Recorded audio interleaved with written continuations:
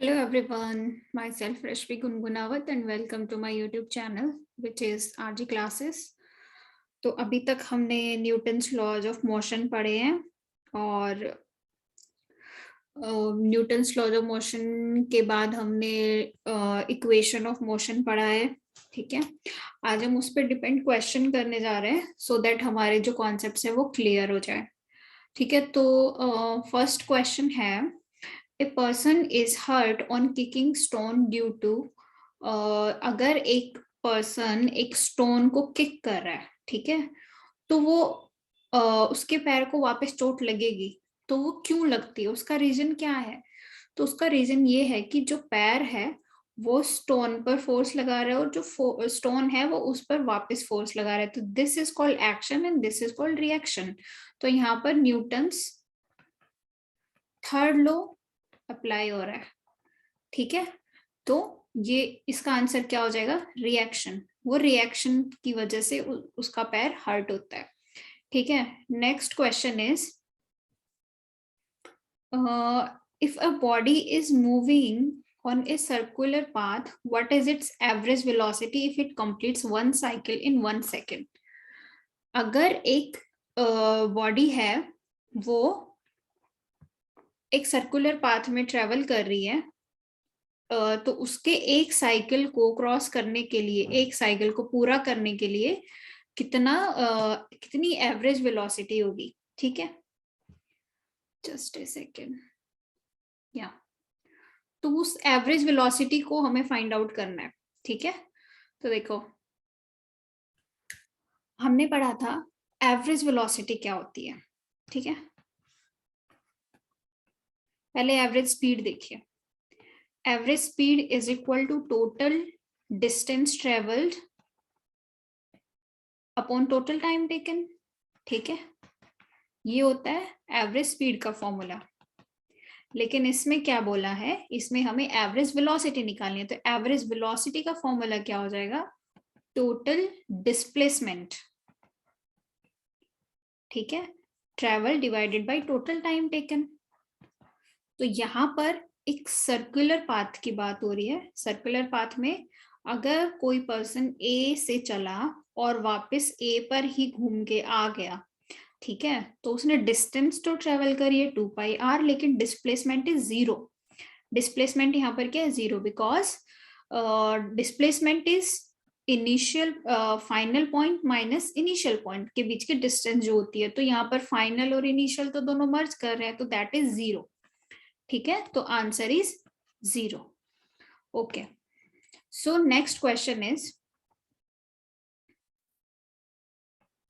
Motion of A train is an example of. अगर एक train मेरी स्ट्रेट लाइन में चल रही है, ठीक है, तो वो किस टाइप का मोशन है? रोटेटरी मोशन है? नहीं, वो सर्कुलर थोड़े ना ट्रेवल कर रही है। स्पिन मोशन है? नहीं। प्रोजेक्टाइल मोशन होता है ये वाला, ठीक है, जो एक पैराबोला कर्व बनाए। और फोर्थ है ट्रांसलेटरी मोशन। तो आप देखिए, ट्रांसलेटरी मोशन वो होता है जो स्ट्रेट लाइन में ऑल पॉइंट्स को कवर करते हुए चले, मतलब एक भी पॉइंट को मिस ना करे। तो ट्रेन आपने देखा एकदम स्ट्रेट लाइन में चलती है और सभी पॉइंट्स को कवर करते हुए चलती है, so that is kind of translatory motion. ठीक है, अभी नेक्स्ट क्वेश्चन देखिए। अ racing car has a uniform acceleration of 4 meter per second square. What distance will it cover in 10 second after start? अभी देखिए, बोल रहे कि एक रेसिंग कार है, ठीक है, वो चल रही है यूनिफॉर्म एक्सेलरेशन से, that is 4 metre per second square.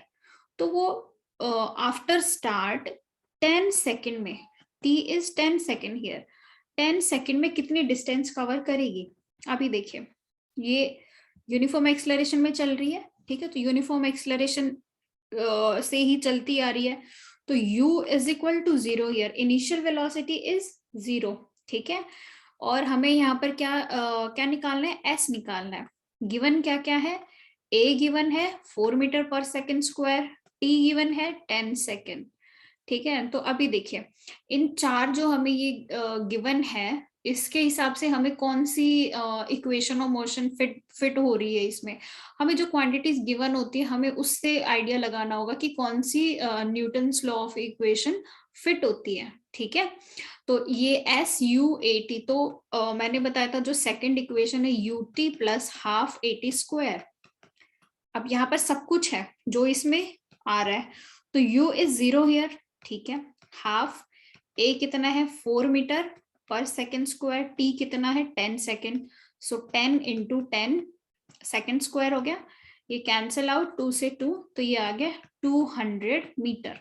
तो इसका आंसर क्या हो जाएगा C 200 मीटर। ठीक है, अभी नेक्स्ट क्वेश्चन देखते हैं। ये क्वेश्चंस इतने मुश्किल नहीं है, बस आपने जो पढ़ा है उसको एक बार थोड़ा सा एप्लीकेशन मोड में आप करके देखिए। जो भी आपको क्वांटिटीज गिवन है और जो भी आपको इक्वेशन के हिसाब से लगता है कि ये सारे क्वांटिटीज इसमें यूज हो रही है, आपको बस जस्ट पुट करना है, थोड़ा सा दिमाग लगाना है, बहुत ज्यादा दिमाग लगाने की जरूरत नहीं है। ठीक है, तो अभी ये क्वेश्चन देखिए, थोड़ा सा टिपिकल है बट हो जाएगा।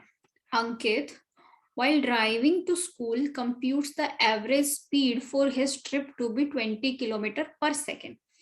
ठीक है, तो वो स्कूल जा रहा है तो उसकी स्पीड कितनी है 20 किलोमीटर पर आवर। ठीक है, on his return trip along the same route there is less traffic and the average speed is 30 kilometre per second. जब वो घर से स्कूल जा रहा था तब उसकी स्पीड थी 20 किलोमीटर पर आवर, लेकिन जब वो स्कूल से घर वापस आ रहा है तो ट्रैफिक कम है, तो उसकी स्पीड है 30 किलोमीटर पर आवर। ठीक है, तो हमें इस पूरी ट्रिप की दोनों साइड की ट्रिप की हमें एवरेज स्पीड निकालनी है।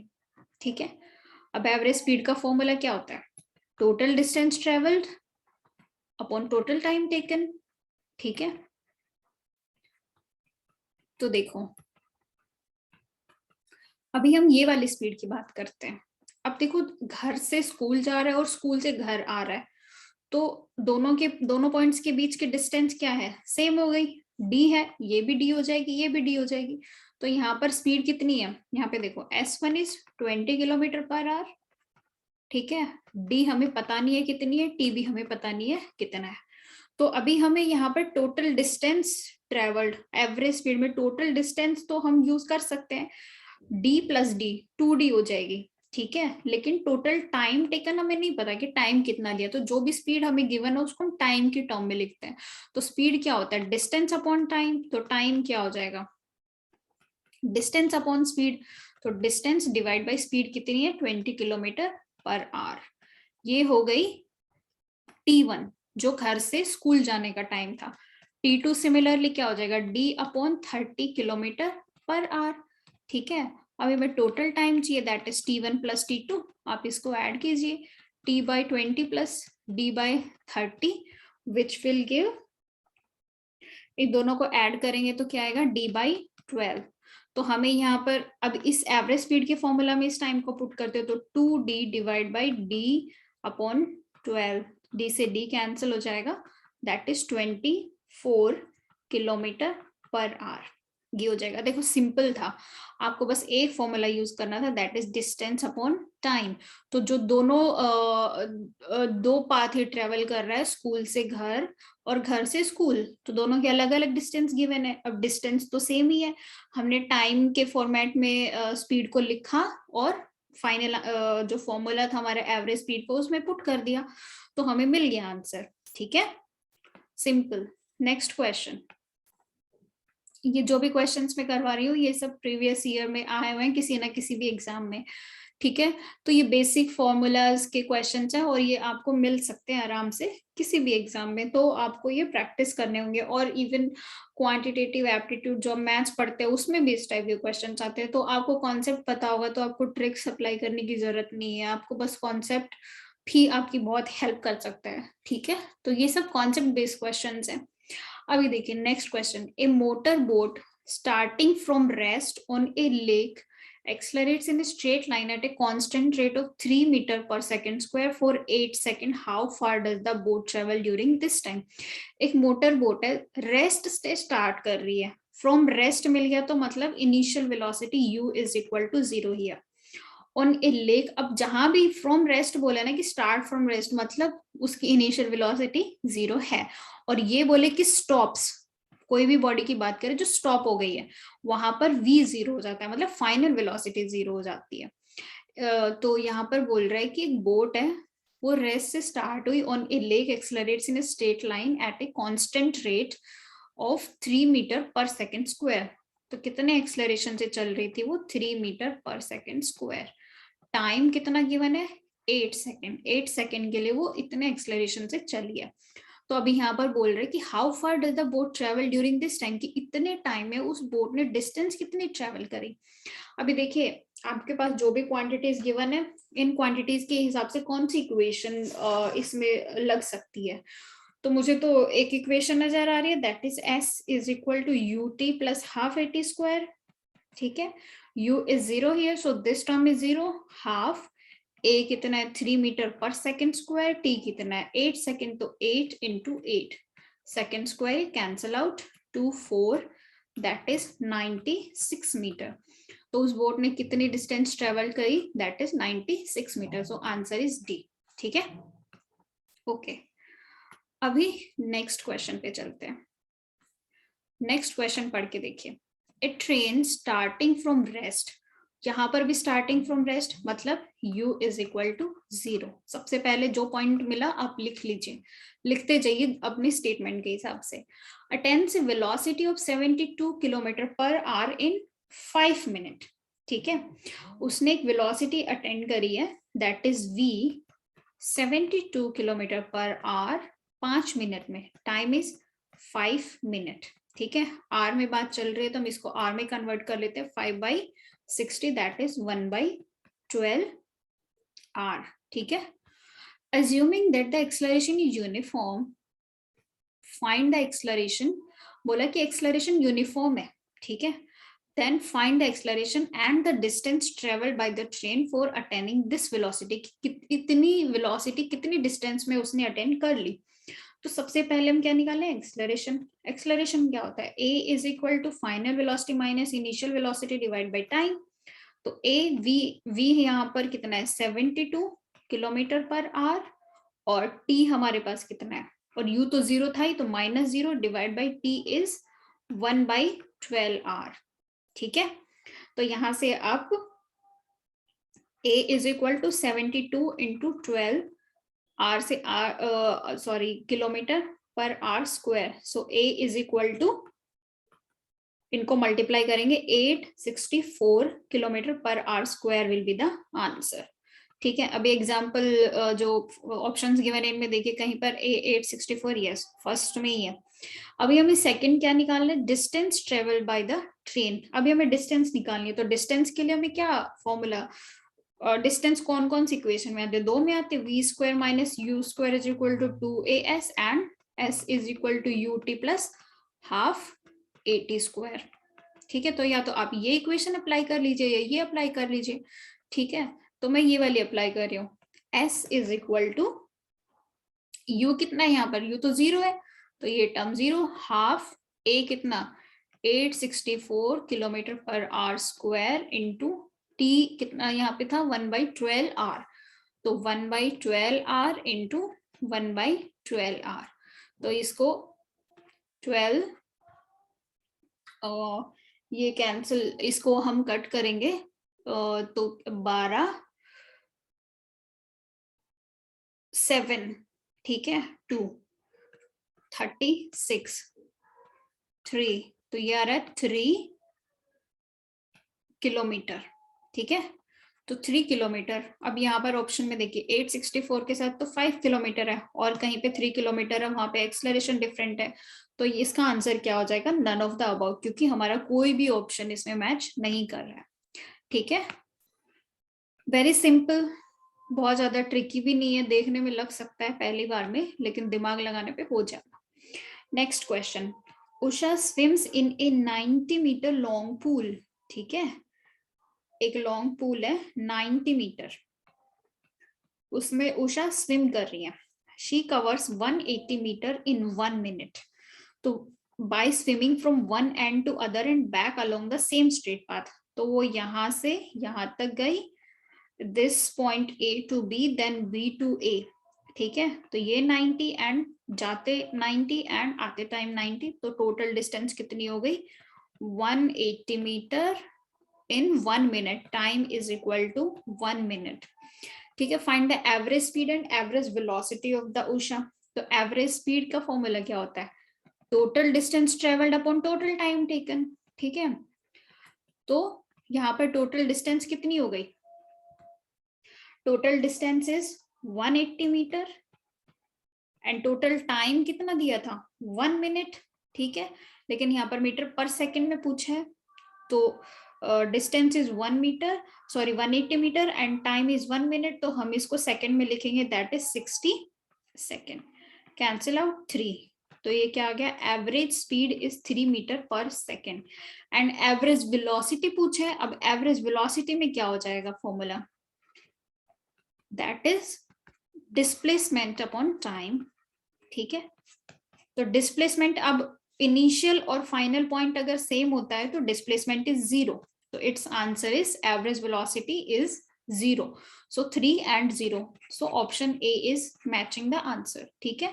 3 and 0 will be the answer, okay। Next question, a train is traveling at a speed of 90 kilometre per our, एक ट्रेन है वो 90 किलोमीटर पर आवर की स्पीड से चल रही है, ठीक है। सो दैट इज,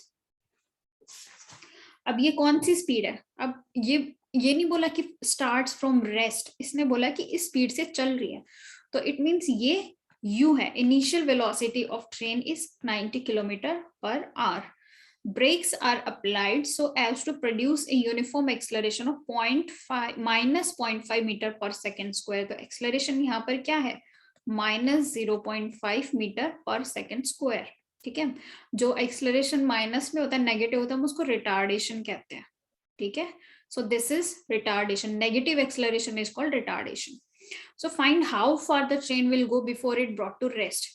अब इसमें ब्रॉट टू रेस्ट मतलब ये रेस्ट स्टेट पे रुकी है, तो इट मींस इसकी फाइनल वेलोसिटी इज 0 हियर, ठीक है। तो हमें यहाँ पर क्या फाइंड आउट करना है, यहाँ पे हमें डिस्टेंस फाइंड आउट करनी है कि रुकने से पहले इतने एक्सलरेशन से कितनी डिस्टेंस ट्रेवल करी है, ठीक है। तो u है, v है हमारे पास, s निकाला और एक्सलरेशन गिवन है, तो थर्ड इक्वेशन जो है उसके हिसाब से हमारे पास सारे क्वांटिटीज हैं। तो v is equal to 0 here minus u square, u is what 90 kilometre per hour, ठीक है। लेकिन यहाँ पर जो आंसर गिवन वो मीटर की यूनिट में है, तो हमें किलोमीटर को मीटर में चेंज करना पड़ेगा सबसे पहले। तो 90 kilometre is 1000 metre divide by hour, क्योंकि यहाँ पर सेकंड में है, तो ये सेकंड में कितना हो जाएगा 3600 सेकंड, ठीक है।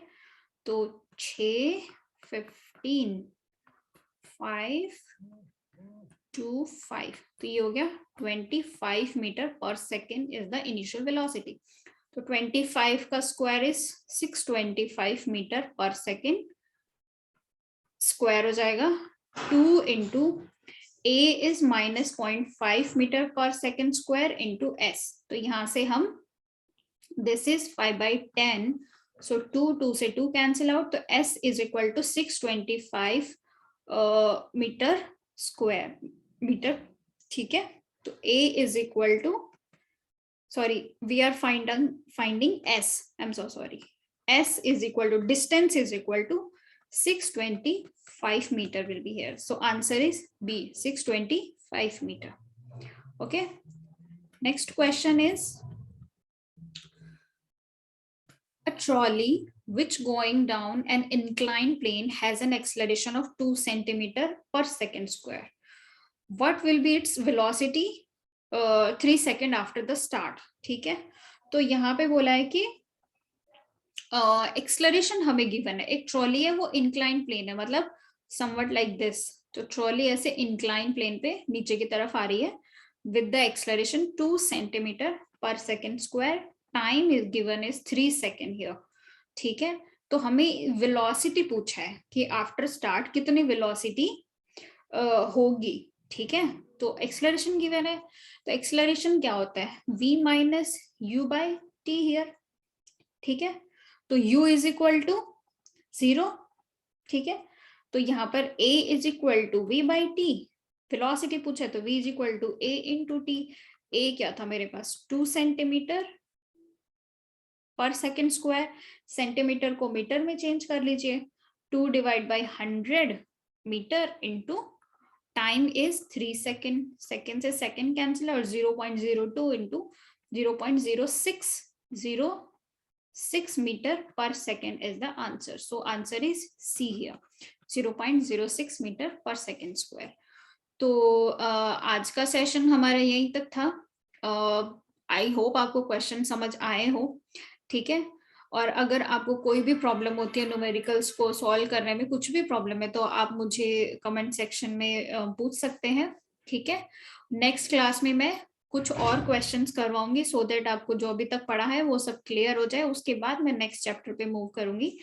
तो यहीं तक आप इसको देखिए एंड समझने की कोशिश कीजिए. Thank you so much.